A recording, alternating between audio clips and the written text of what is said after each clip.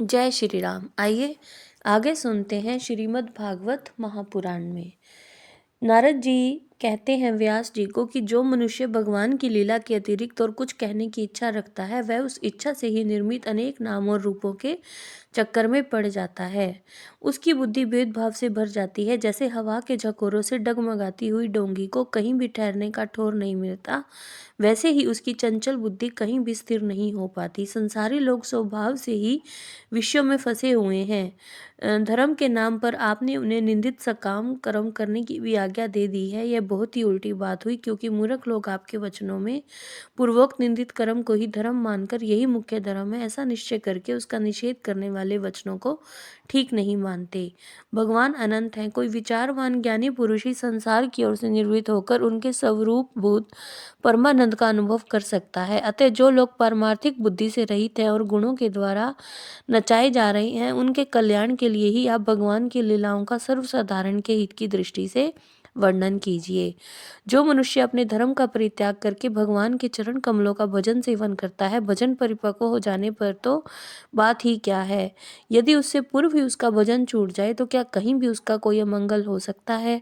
परंतु जो भगवान का भजन नहीं करते और केवल सब धर्म का पालन करते हैं, उन्हें कौन सा लाभ मिलता है। बुद्धिमान मनुष्य को चाहिए कि वह उसी वस्तु की प्राप्ति के लिए प्रयत्न करे जो तिनके से लेकर ब्रह्म पर्यंत समस्त ऊंची नीची योनियों में कर्मों के फलस्वरूप आने जाने पर भी स्वयं प्राप्त नहीं होती।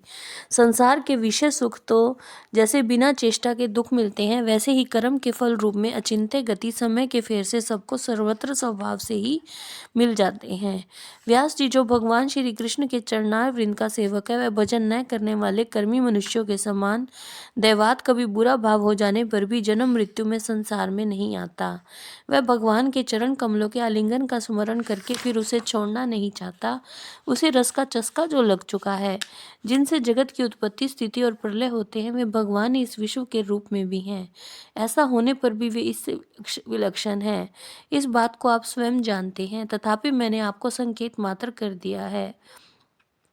व्यास जी आपकी दृष्टि अमोघ है। आप इस बात को जानिए कि आप पुरुषोत्तम भगवान के कल अवतार हैं। आपने अजन्मा होकर भी जगत के कल्याण के लिए जन्म ग्रहण किया है, इसलिए आप विशेष रूप से भगवान की लीलाओं का कीर्तन कीजिए। विद्वानों ने इस बात का निरूपण किया है कि मनुष्य की तपस्या, वेदाध्ययन, यज्ञानुष्ठान, स्वाध्याय, ज्ञान और दान का एकमात्र प्रयोजन यही है कि पुण्य कीर्ति श्री कृष्ण के गुणों और लीलाओं का वर्णन किया जाए। इसमें नारद जी ने व्यास जी को ये कहा है कि आप चाहे कितना ही बड़ा ग्रंथ लिख लें, कितनी ही बातें लिख लें समाज कल्याण के लिए, अगर आपने भगवान का यश नहीं गाया तो सभी बातें व्यर्थ हैं। जो पुण्य कीर्ति है वो इसी में है कि श्री कृष्ण के गुणों और लीलाओं का वर्णन किया जाए। जय श्री राम।